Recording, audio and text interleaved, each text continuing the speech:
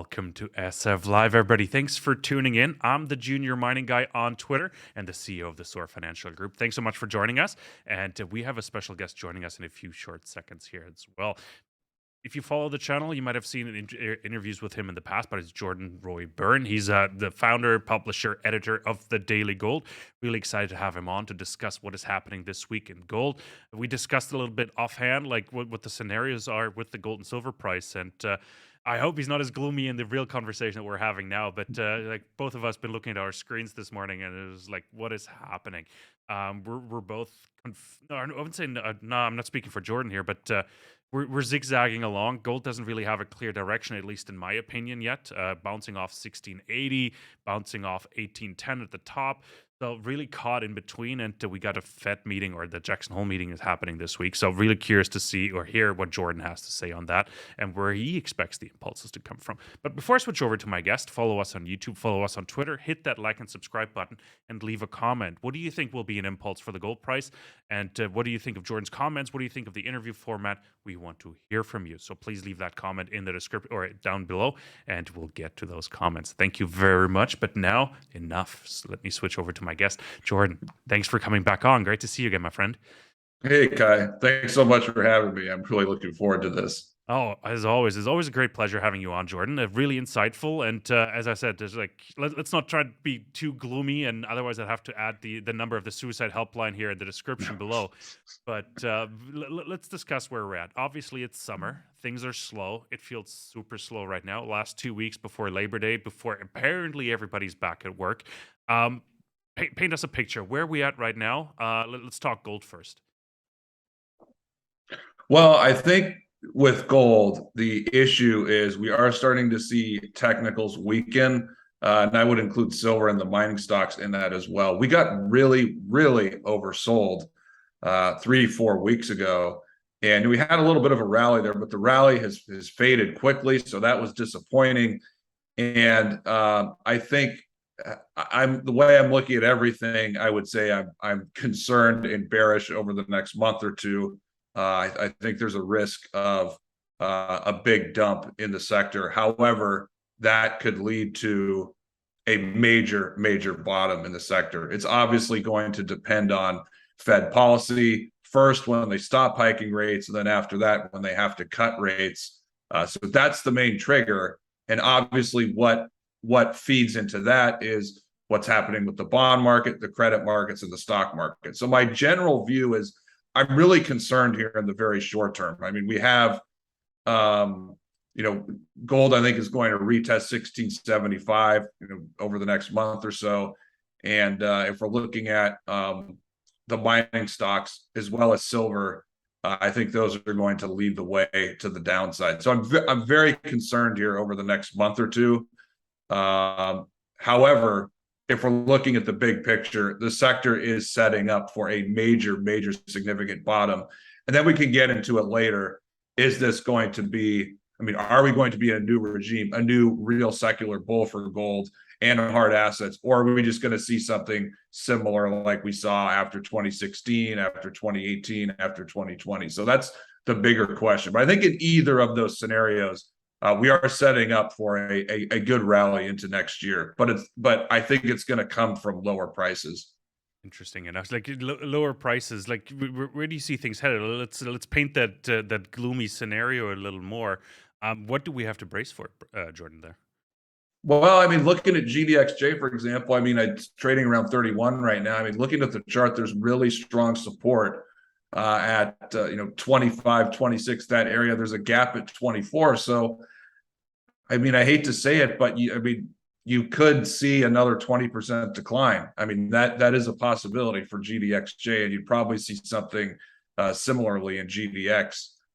With respect to silver, unfortunately, silver has if we're looking at the last 2 years and the last 18 months or so, before it broke and lost $22, it really has this ugly top. So there's a difference if a market just has if it has a hard decline down, but it hasn't made a significant top.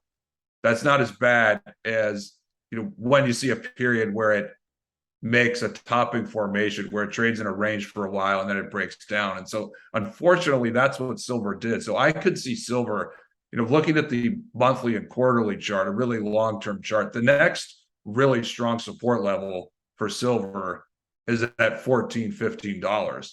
And interestingly, if you look at a historical chart, if you look at silver against the S&P 500, that made a major bottom in 2001. And I think there in silver against the S&P, that ratio has broken down, by the way.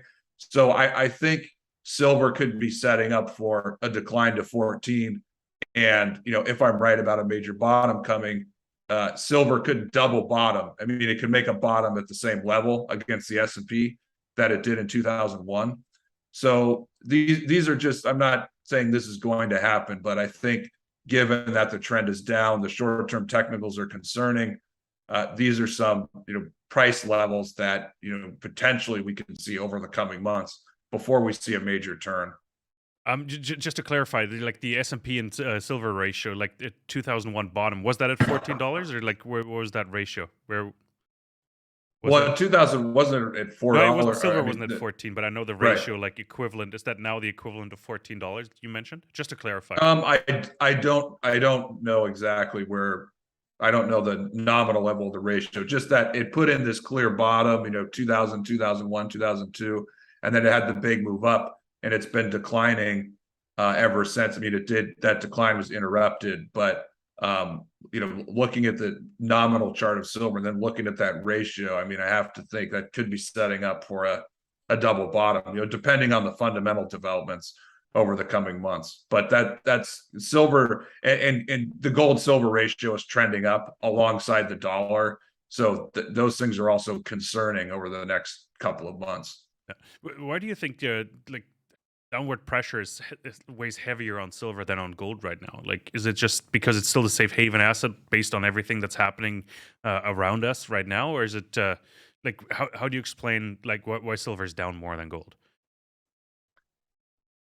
Well, I mean, we could have our own video on silver because I don't understand everything about it, but I will say, um, when you're in a regime scenario that we're in now, a current macro setup where there's concern about a real recession,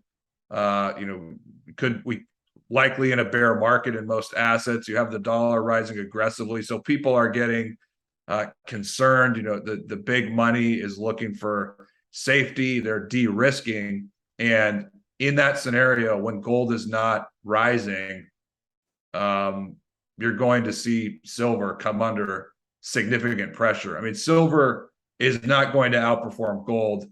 I mean, it will if we get some kind of a big dump before the low. Silver will outperform gold immediately after we make the low. However, if we don't get a big dump, but we do form some kind of a bottom or a base over the next 3-4 months, in that scenario, gold could still outperform silver for a little while. So silver is so dependent on gold, and after the market bottoms and you get some momentum and gold breaks some levels, that's when money really comes into silver. But with where we are now, with the way the macro market picture is, it's not favorable for silver, and that's why we're seeing silver underperform. Gotcha. I brought up the Fed and the Jackson Hole meeting this week as well, and Fed Chairman Powell is going to talk on Friday apparently. What do you expect to happen? Like, especially looking at gold now, like what do you expect the Fed to do? What does the Fed need to do, and how does it impact us actually? Like, we're gold and silver investors, obviously. How would that impact us? Because it feels like, and I mentioned that in the intro, repeating myself now, but it feels like we're zigzagging between that the support level at 1675, but also at 1810. We're just bouncing around there, and just doing the limbo a little bit. How low can you go? A little bit left, a little bit right, but it seems like we need to go lower before we can go higher. Well, it impacts us because precious metals they will bottom around the time the Fed stops hiking rates. And that's really hard to see because the market thinks that the Fed is going to be able to hike, all the way through December. I think the terminal rate that, based on Fed funds futures has been around 3.6, 3.7%. The Fed will probably hike 50 basis points in September. So they're going to be at 3% at the end of September. So after September, there's likely to be not that much more hiking as is, but the Fed really one way they tighten is through job owning. And if we look at what's happened over the last couple of months, financial conditions have gotten easier because you had this pullback in the dollar that's now gone.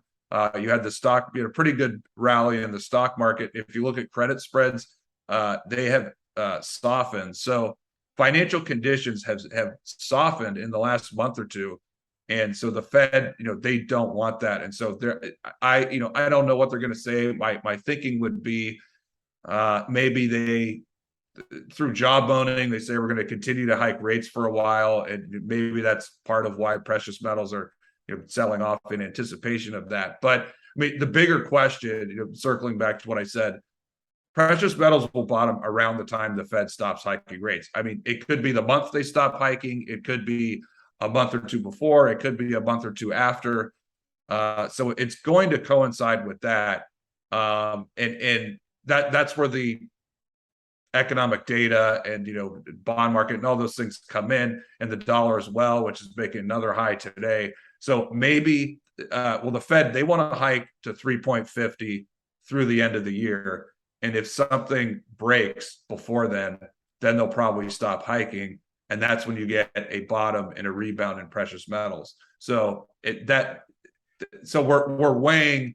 I mean, you have the end of the cycle, which is probably going to be around 3.5% if they get what they want. However, if something breaks in the next couple of months, then they'll have to stop. And I think the problem for precious metals is that, at least in the last month and a half, is that nothing, Fed was able to hike, nothing has broken yet. Financial conditions softened, as I said. So that's going to lead them to definitely get the September hike in, and the market's still thinking they're going to hike until the end of the year. And that's why precious metals are really suffering. Do you see cracks in the system yet, and where do you potentially see them, Jordan? Is like, do you look in a certain area? So it leads me to another question. I think I've asked you that before. Like, what are some of the indicators you look for when you wake up in the morning? What's like the first website or so you open to see where things are headed? Well, I've been looking at bond yields. That's one thing. I mean, we do have the inversions. If you look at the 3-month yield to the 10-year yield, that's one the Fed really looks at. And I think the inversion in that tends to lag the 2s and 10s, which are already inverted. But the 3-month versus the 10-year, that's come to, at one day it was down to 1 basis point. I think it's in the low 20 basis points right now, but that will likely invert after September. And the last 3 times that inverted, the Fed immediately stopped. So that's one thing to look at. Another thing to look at would be the 2-year yield. I mean, that I remember a month or two ago, that was at 2.7%, 2.8%, and it looked like that could fall lower. Now it's well above 3% right now. So that's another thing to look at. Like, if that puts in a meaningful decline, because the 2-year will lead Fed policy. If that puts in a meaningful decline, that will raise the odds that the Fed is going to stop. So the 3-month versus the 10-year is one thing to look at. The 2-year yield is another thing to look at. The gold against the stock market, that's another important ratio to look at. Credit spreads, and also the dollar. I think, because there's all these things we're looking at, and it's so hard to guess which is the one that's going to trigger it. I think it could come from the dollar. The dollar, I don't know if it's hit 110 today. I mean, I saw it was above 109. But that could be something over the next month or two that might break something. So I would keep an eye on the dollar. I mean, it had a small correction. Now it's back. It's made a new high. I mean, that's gaining a lot of momentum, and if you look at how much it's gone up over the last 52 weeks, it's still not quite at the level of past peaks. So I think there's more room for the dollar to run. And I don't know the answer to the question, but if the dollar keeps going up at some point, that's bullish for precious metals. That will lead to the Fed having to, if it breaks something, then the Fed will have to stop hiking. So unfortunately, I can't just tell you, yes, it's definitely going to be this one or this. Like, it's watching things in the bond market, it's watching the currency market, it's watching credit spreads. So it's all those things, and then the 2-year yield. It's all those things, and we don't know. at some point something will signal that they have to stop, but I can't tell you which one it's going to be or exactly when it's going to happen. But my guess would be I think we'll see something over the next 2 or 3 months. Oh, that's actually fairly like short term. And there's a reason why they're called black swan events, right? Because you can't really forecast them. But there's so much pressure and so much steam going into the pot. I think we don't know which one will blow the lid off, right? Like it just feels like it. And the massively strong U.S. dollar, especially against the euro. I'm sitting here in Germany weeping when I see it, right? And it's just brutal. It's just not good. It's like I don't know what else to say. Like, and I'm sitting here puzzled a little bit, like wondering where their strength comes from as well, based on what is going on. But it is the world reserve currency, I guess, right? So a bit of a monologue here, but I just had to get that out. But Jordan, like you also run a premium service, obviously. Um, what have been some of the, like, let's say, directions you've been giving your premium subscribers as well? Like, and don't give away the secret sauce there, but and the question is more leaning towards like, what are you going to do the next 2 weeks leading up to Labor Day? I think they're the most quiet in the market in general, especially in the junior mining stocks or the mining stocks. Like, what do you sort of suggest to your subscribers right now and leading up to Labor Day? Well, I would suggest, we did a little bit of buying a couple weeks ago. I mean, we don't have that much cash. I should have been, less. I should have been more bearish earlier in the year, so I was wrong about that. I got faked out when gold had that monthly close above 1900 that we talked about last time. But I think the next buying opportunity, I would still wait for that. Don't do anything over the next month or two, and just wait for the sector to get very, very oversold again. I mean, it's either going to, you have two scenarios. Either the sector is not going to break the recent lows. It'll bounce around the bottom for the next 2 or 3 months until the Fed stops hiking. Or you have the scenario where the sector plunges and it breaks lows, and you have something, potentially similar to the COVID crash low or the October 2008 low. So you have those two scenarios. Either scenario, you do want to wait because I don't think it's wise to jump in right now. But I do think we will see a really good buying opportunity coming at some point in the next couple of months. So now is the time to figure out what you want to buy, do that fundamental research, really understand the companies, and then get ready to pull the trigger sometime in the next couple of months. Without naming names, do you have a specific areas, like, and I'm calling specific area meaning explorer, developer, producer? Do you have a sweet spot? I would say producers and developers, mostly on the gold side, but on the silver side, I like explorers more. So that's what I'm looking at. On the silver side, I'm looking at explorers, but on the gold side, I'm looking less so at explorers, more at producers and developers. Gotcha. Producers, developers. So I got to ask that question. Do you see the not interest rate, sorry, the inflation rate declining then over the coming months? Or do you see inflation pressure still weighing on the producers, developers? It's like a bit of a cheeky question. Like, feels like I'm going like saddling up the horse the wrong way. But what's your opinion on that part? Well, I mean, most of the damage has been done already. I think obviously there's been huge cost increases for a lot of these companies, but I think the rate of inflation will come down, and so over the next, call it 12 or 18 months, the inflation and cost increases will be minimal compared to what we've seen over the last 24 months. And at the same time, if we actually get a big move in gold, then that's really going to help these companies, because you really need that. You need to see gold make a big move to compensate and or mitigate the increases in costs that we've seen. I mean, because if we're thinking, let's look at the average company 24 months ago. Gold prices at 2000 or 2050. Let's say their all-in cost is 1,000. Now you could say, well, the all-in cost is 1,300 or 1,350, but at the same time, the gold price is, now it's below 1,800. So so your margins have been, at least cut in half. I mean, that's a simple way of explaining why share prices have come down so much. You've gotten killed on both sides. And so, yeah, that the cost increase, I think, won't be bad over the next 12, 18 months. But we got to see gold get back up to at least 2050 and retest that high, so that margins for these companies and the potential margins for these assets can increase significantly and regain the ground that they've lost over the last 2 years. Fantastic. No, that's the exact answer I was looking for as well. It makes a lot of sense. We've been margin squeezed quite a bit here in the sector. That needs to turn around. Oil is at $90 a barrel, so that's quite positive in that regard. That should bode well. In the Q3 numbers, I think the all-in sustaining costs should be coming down. Jordan, I really want to thank you for your time. Obviously, you have your the Daily Gold behind you, but it's at the Daily Gold on Twitter. You have a YouTube channel as well, at the Daily Gold as well. So really appreciate your time, and thanks for coming on, Jordan. Hey, Kay, thanks so much for having me. I really enjoyed it. Oh, great pleasure. And to everybody else, thank you so much for tuning in. We were joined by Jordan Roy-Byrne. He's the editor and publisher over at the Daily Gold.